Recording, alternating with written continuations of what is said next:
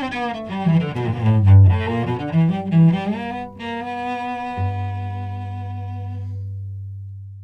guys, and welcome back to the channel. I'm Justin Leopard with Consordini.com, here today with another cello lesson for you. Today we're going to be talking about the bow hold. This is a very important topic, a very difficult topic, but definitely not an insurmountable topic, and it'll lay the foundation of basically everything that you do with the cello that involves sound production, apart from pitsing. So the two things that are difficult about the bow hold I want to talk about first, because I think in approaching these difficulties, we can not only overcome them, but we can realize that apart from them, it is pretty much just like holding any other object, anything else that we use with regularity, a pencil, a smartphone, whatever. But a couple of key things we want to take care of because we want to be able to be relaxed as we play. One is that the bow hold isn't one thing. You're not going to get very far holding the bow in some way that you can't adapt as you move it, because you need all this range of motion. And if you guys work out, you're familiar with the concept of range of motion. It definitely applies here, where you need to be able to have a bow hold that has the bow sitting well at the frog. You also need to have a bow hold that's adaptable to the tip. And as you've seen, my hand's already moving. My hand's already had to adapt. So that's problem number one. We're going to address that. The second thing is that you have to pronate the wrist. So this would be a straight wrist. This is pronation. The opposite would be supination. We never use that. But you're going to see supination on some movie posters where it wasn't actually a real cellist playing. And I think it's very common as a beginner to find the pronation to be too weird. And so that it's just really hard to convince yourself that you need to do it. But I'm going to convince you in this video right now, because it's a very important mental block. It'll help you have a better bow hold. So here's how I think about it. The angle that my arm comes in at to play the cello is not straight with the fingerboard. And yet the best cello sound is going to come from a perpendicular bow to the string. So what that means is that if I held my hand straight and then put the bow in it, the bow is horribly, horribly angled. So the best way I would think about it is have everything be really natural about your wrist, but then make sure that the bow is perpendicular. This is also going to form the basis of how you know how to adapt your bow hold. As you move the bow, you're going to bring your elbow out, but mostly keep the angle the same. At the end, you might start moving your elbow out. You're also going to think about having a little bit of a rotation motion. Okay, but that's getting a little ahead of ourselves. Let's work on the bow hold itself, and as we work on it, we're going to overcome these two obstacles, and you guys are going to have a great bow hold. So the way to start, I had a cello teacher who had this metaphor of basically dipping your hand into an imaginary bucket of water, your fingers get wet, and you just flick off of your hands. What you're left with is a very relaxed limp hand. I want you to try this. It'll feel silly, but you just want to get your hand relaxed, because even though the pronation is unnatural, a bow hold is not an uncomfortable thing. A bow hold is something that you need to be able to do while playing different musical things for sometimes hours and hours a day if you're practicing and then you're also in rehearsal or whatever as you continue down this road. And it's very important right from the beginning to be relaxed so that you don't injure yourself with carpal tunnel or tendonitis or any other really debilitating injury. But also, the bow carries some of the responsibility for the vibrations of the cello. So if you have a relaxed hand, the sound vibrations will come through better. So back to the water. We want to have a relaxed hand, and the contact points of all the fingers are as follows. The middle finger is going to rest between the frog and the grip tape here. The index finger will sit on the grip tape. The pinky will rest not on, but just in front of the bow at the end of the frog.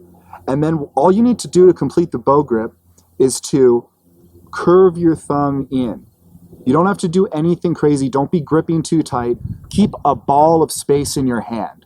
And sometimes people actually find a small ball to practice this. Maybe it's helpful for a little bit, but just remember to have all this space here and to have your thumb not pressed into the bow, but merely resting.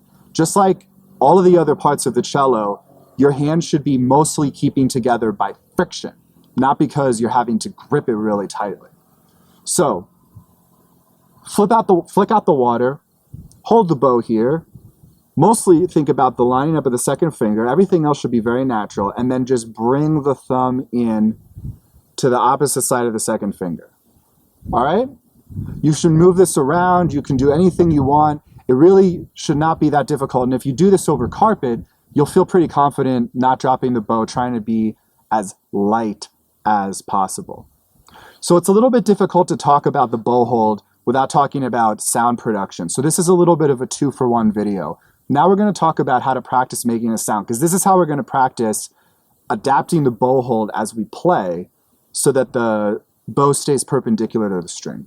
So the first thing is to just set the bow in the string. And start with the D string, the second from the left, or as you're watching me, the second from the right, because this is going to be the flattest on the horizontal plane that your bow is. So start really close to the frog. You don't have to start completely at the frog. Start very close to the frog. And just feel how you can kind of lean into your index finger. If you lean into your index finger, and again, this isn't tension, this is just leaning the arm into the index finger, you'll find quite a bit of resistance, springiness, etc. You'll even see the bow go into the string. So this is your starting point. If you've already tried to play and you're having some problems like too weak of a sound or getting harmonics ringing out when you're trying to play, it's probably just that you haven't made proper contact with the bow, with the string, and so it hasn't actually pulled the string, right? So the way that the hairs work is that they pull the string, the little hooks in the hair, a rosin bow, it pulls the string. And we talked about rosining in our very first video. So if you just start by getting that springiness in the hand, then you're going to be able to just move the bow. And you're just going to get a sound because you're perpendicular, you're springy, and your fingers are able to respond to the motion of the bow. So then as you bow, try to have as much control going slowly as possible with an even sound, but you're going to have to adapt the bow hold just a little bit. An exaggeration will be to do this as you go out and pay attention to your arm. This all really starts from the lower back, as crazy as that sounds, where if you're balanced in your chair and you are able to support your upper back and your shoulders are relaxed, your elbows merely up, but it's not tight, and you're going to be able to get this energy going into your index finger. And then as you start bowing, you're going to just want to work on that. The trick to coming back up bow is to lead with the wrist. So your hand will actually move just slightly for each bow direction. In this way, you want the fingers to respond, so they're going to move a little bit. But then you want to get your wrist being the one to lead it. If you listen, you can hear a little harmonic as I play this. That pitch is ringing above the main note. If you listen really carefully, you'll hear it. That ringing shouldn't stop when you change bows. So this is a little test, if you can hear that note, of whether you're doing your bow changes cleanly or not.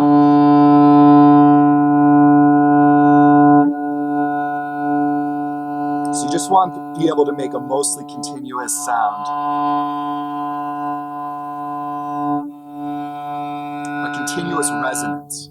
A lot of what this instrument is and what makes it rich is that it's not just the main note you're playing. It's all these other notes, sympathetic resonances, overtones in this series, an incredibly rich, complicated amount of sound waves going on.